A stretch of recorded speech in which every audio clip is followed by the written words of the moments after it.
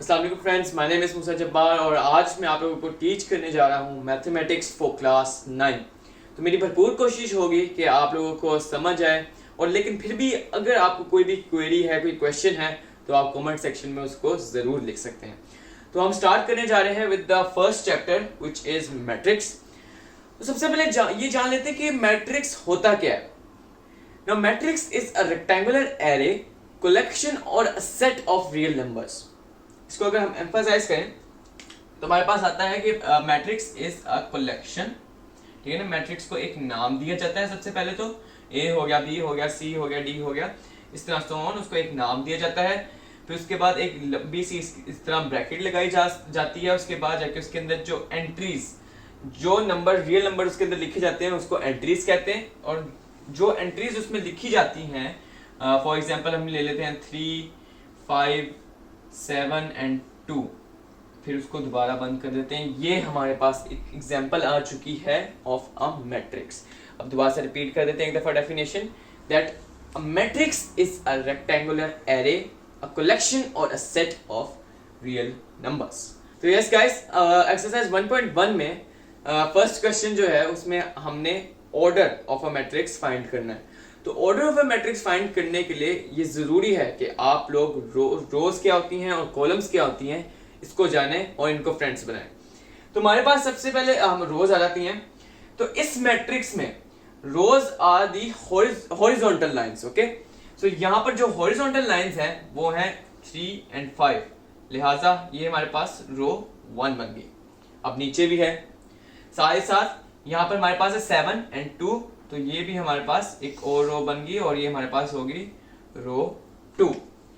अब हमारे पास आ जाते हैं column. The columns are the vertical lines. तो यहाँ पर मैट्रिक्स में जो वर्टिकल लाइंस हमारे पास हैं वो एक ये है 3 and 7, ये कॉलम 1 हो गया, और एक 5 and 2 है जो कि हमारे पास कॉलम 2 हो गया। अब हम एक और एग्जांपल ले लेते हैं। यहाँ पर 5 और 2 को मैं इरेज कर देता हूं, फिर हमारे पास सिर्फ 3 and 7 बच जाते हैं। अब इसके क्या होंगे रोज और कॉलम्स, हम यहाँ देखते हैं। हमें पता है कि they are horizontal, rows are horizontal, तो यहाँ पे रो 1 और 7 रो 2।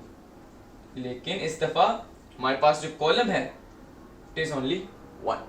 तो ये थे हमारे रोज और कॉलम, और इन्हीं की वजह से जो है हम एक मैट्रिक्स का ऑर्डर फाइंड कर सकते हैं। तो यस फ्रेंड्स, अब हम लोगों ने इस मैट्रिक्स के रोज और कॉलम देखे, अब हम इसका ऑर्डर निकालते हैं। तो ऑर्डर निकालने के लिए जो टेक्निक काइंड ऑफ जो जिस तरह आप ऑर्डर को लिखते हैं वो होता है कि आप सबसे पहले रोज के नंबर को लिखते हैं और डैश डालने के बाद बाय डालते हैं, और उसके बाद डैश डालकर कॉलम के नंबर को लिखते हैं। तो ये है वो फॉर्मेट जिसके जरिए आप ऑर्डर ऑफ अ मैट्रिक्स लिखते हैं और इसको पढ़ा जाता है। फॉर एग्जांपल ये हमारे पास है, इस मैट्रिक्स का हमने ऑर्डर निकालना है। तो जैसे कि मैंने आपको बताया हमारे पास 2 रोज हैं, लिहाजा रोज की सीट पर हमने 2 लगा दिया, और बाय लगाकर कॉलम भी हमारे पास 2 है, लिहाजा हमने जो है यहाँ पर भी 2 लगा दिया है। तो लिखने का स्टाइल ये है और उसको पढ़ने का स्टाइल है 2/2। अब हम जो है कोई एग्जांपल ले लेते हैं।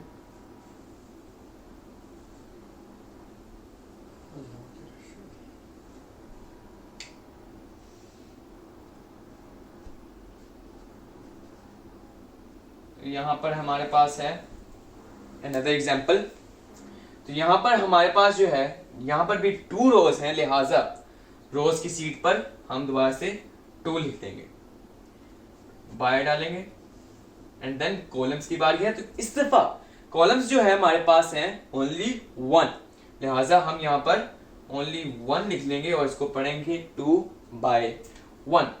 अब बहुत से लोग एक ऐसी एग्जांपल है जिसमें लोग जो है बहुत ज्यादा कंफ्यूज हो जाते हैं। ये हमारी एक्सरसाइज में भी है, आगे करते वक्त मैं बताऊंगा। तो यहाँ पर हमारे पास है लेट्स सपोज 3 + 5 है, ठीक है।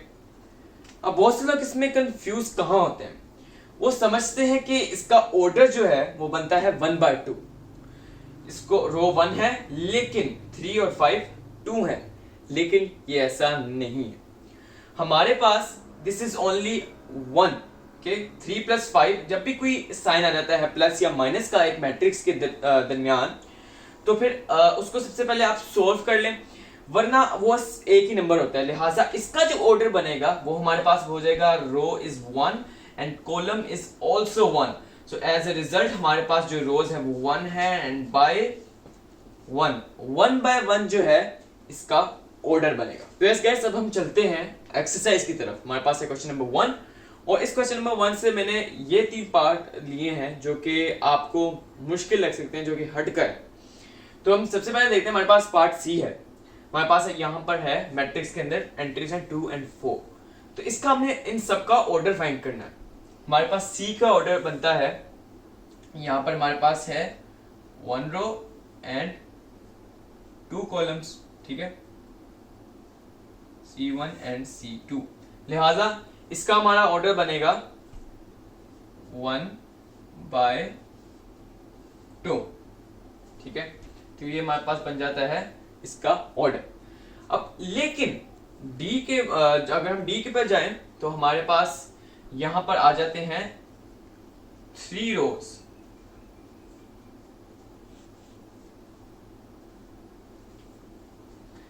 लेकिन कॉलम इज ओनली 1। लिहाजा इसका जो ऑर्डर बनेगा वो बनेगा 3 बाय 1, ठीक है। तो ये इसका ऑर्डर है और ये इसका ऑर्डर है। अब चलते हैं हम एच की तरफ। एच में हमारे पास यहां पर है सिर्फ 2 रोज, लेकिन कॉलम्स जो है हमारे पास वो हैं 3, कॉलम 1, कॉलम 2 एंड कॉलम 3। लिहाजा इसका जो ऑर्डर बनेगा हमारे पास वो होगा 2 बाय 3। ये हैं इन सब के ऑर्डर्स, पार्ट सी के, पार्ट डी के एंड पार्ट एच के। तो this is how you can write A order in your exercise 1.1। तो यस फ्रेंड्स, अब हम लोग चलते हैं एक्सरसाइज के पार्ट 2 पर, जो कि है इक्वल मैट्रिक्स। हमारे पास यहाँ पर फॉर एग्जांपल 2 मैट्रिक्स हैं और अब हमें देखना है कि क्या ये दोनों मैट्रिक्स इक्वल मैट्रिक्स हैं या नहीं। तो ये देखने के लिए हमने 2 कंडीशंस जो हैं अपने दिमाग में बिठानी है, याद करनी है इन 2 कंडीशंस को। वो 2 कंडीशंस क्या हैं?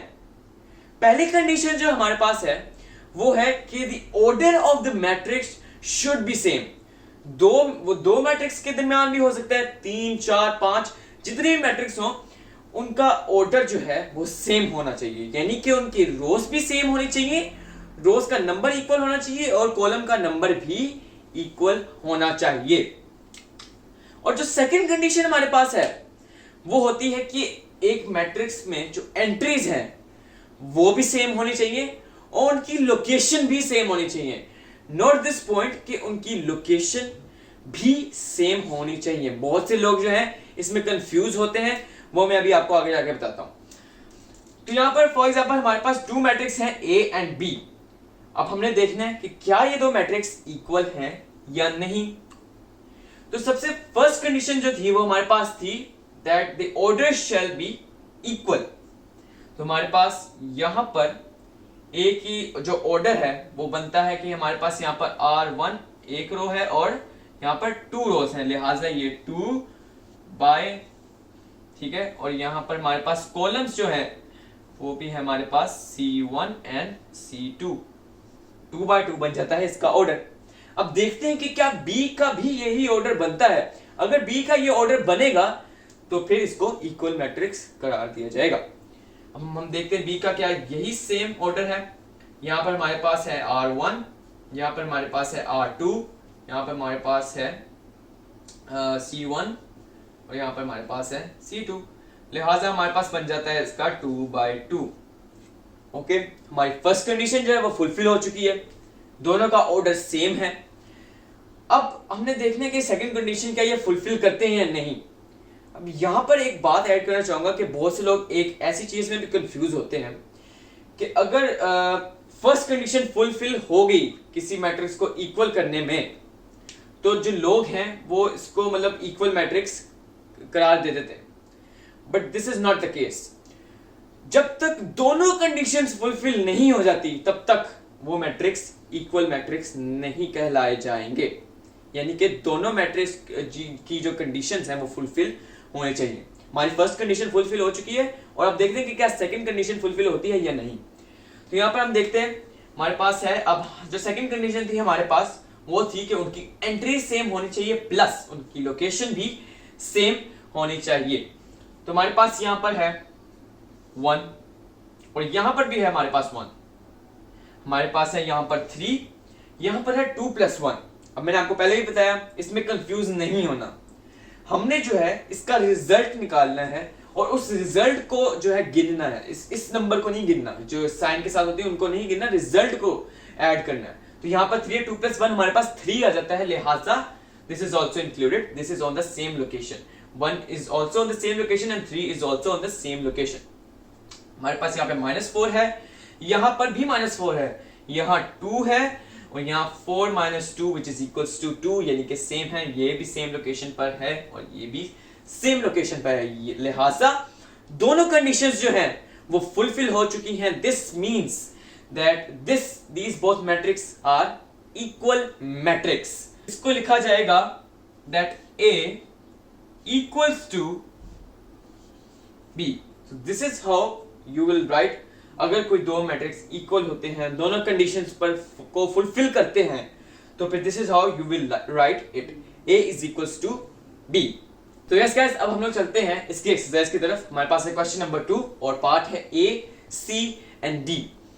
अब हम देखते हैं कि इन तीनों मैट्रिक्स में से कौन सी मैट्रिक्स जो है वो इक्वल हैं और कौन से नहीं। तो लेट्स सी, हमने अगर किसी मैट्रिक्स को इक्वल देखना है तो 2 कंडीशंस है हमारे पास। फर्स्ट कंडीशन इज कि उसका ऑर्डर सेम होना चाहिए, सेकंड कंडीशन इज कि उसकी एंट्री सेम होनी चाहिए और सेम लोकेशन पर भी होनी चाहिए। अब फर्स्ट कंडीशन देख लेते हैं, ऑर्डर देख लेते हैं इनका। हमारे पास इसका ऑर्डर बन जाता है R1 C1, as a result this would be 1/1। फिर हमारे पास C आ जाता है। अब इसका ऑर्डर दिखाते हैं, 5 - 2 = 3। तो इस घबराना नहीं, जिस तरह पहले आपको बताया। तो यहाँ पर हमारे पास बन जाएगा R1 और यहाँ पर C1, एज रिजल्ट इसका भी सेम ऑर्डर आ चुका है। अब देखते हैं क्या D का सेम ऑर्डर है या नहीं। हमारे पास यहाँ पर आ जाता है R1, लेकिन इस दफा हमारे पास आ जाते हैं 2 कॉलम्स, एज ए रिजल्ट हमारे पास बन जाएगा इसका ऑर्डर 1/2। और इसका ऑर्डर जो है इन दोनों जो मैट्रिक्स हैं उनकी सेम नहीं है, लिहाजा इसको हम गेम से आउट कर रहे हैं। फिर हमारे पास सिर्फ और सिर्फ यहाँ पर A मैट्रिक्स और C मैट्रिक्स रहता है। अब देखना यह है कि क्या ये सेकंड कंडीशन को फुलफिल करते हैं। अगर फुलफिल करते हैं तो दीज आर इक्वल। तो अब देखते हैं, अब सेकंड कंडीशन थी हमारे पास कि उनकी एंट्री सेम होनी चाहिए और सेम लोकेशन पर भी होनी चाहिए। तो यहाँ पर हमारे पास है फर्स्ट 3 और उसकी जो है वो लोकेशन जो है वो यहाँ पर है। यहाँ पर हमारे पास 3 है, यहाँ पर 5 - 2 3 है, entries are same plus the location is also same, as a result A is equals to C, whereas A and C are not equal to D। तो यस फ्रेंड्स, अब हम चलते हैं, हमारे पास है यहाँ पर 2 more parts, part D and part I। अब हमने देखना है कि क्या ये दो मैट्रिक्स इक्वल हैं या नहीं। ऑफ कोर्स हमारे पास जो फर्स्ट कंडीशन है वो थी कि that the order shall be equal of both matrix. तो यहाँ पर आप ऑर्डर देख लेते हैं। हमारे पास D का जो ऑर्डर आता है वो सबसे पहले तो यहाँ पे R1 एंड यहाँ पर है हमारे पास C1 and C2, as a result इसका ऑर्डर बन जाएगा 1/2। अब I का ऑर्डर देखते हैं। यहां पर हमारे पास बन जाता है R1 एंड यहां पर हमारे पास बन जाता है C1 एंड C2 और इसका ऑर्डर हमारे पास बन जाएगा 1/2। Now this matrix has fulfilled the first condition. अब जरूरी ये है कि जब तक ये सेकंड कंडीशन फुलफिल नहीं कर लेता इसको कंसीडर नहीं किया जाएगा एज ए इक्वल मैट्रिक्स। अब देखते हैं कि सेकंड कंडीशन क्या ये फुलफिल कर रहा है या नहीं। सेकंड कंडीशन थी हमारे पास कि इसकी एंट्री सेम होनी चाहिए और उसकी जो पोजीशन है वो भी सेम होनी चाहिए। यहां पर हमारे पास है 5, बट दिस टाइम आई वाले मैट्रिक्स में हमारे पास आ रहा है 3, तो this will not be considered as an equal matrix.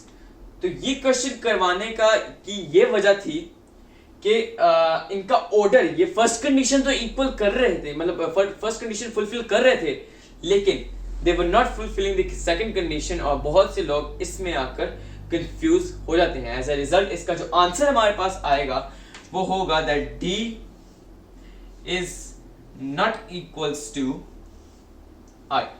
तो yes guys, you made it to the end of the video, और आज हम लोगों ने एक्सरसाइज 1.1 से रिलेटेड जितने भी टॉपिक्स थे वो हमने कवर किए, और हमारी कोशिश यही थी कि आपको मैथ्स आसान तरीके से समझाया जाए। We tried our level best, और फिर भी अगर आपको कोई क्वेश्चन है, कोई क्वेरी है, then you can always post it in the comment and I would like to answer you guys. So बहुत से लोग जो होते हैं वो मैथ्स को देखकर बहुत घबराते हैं, लेकिन इस दफा आपने बिल्कुल भी नहीं घबराना मैथ्स से, क्योंकि हम लोग आ चुके हैं, तो आपने घबराना नहीं।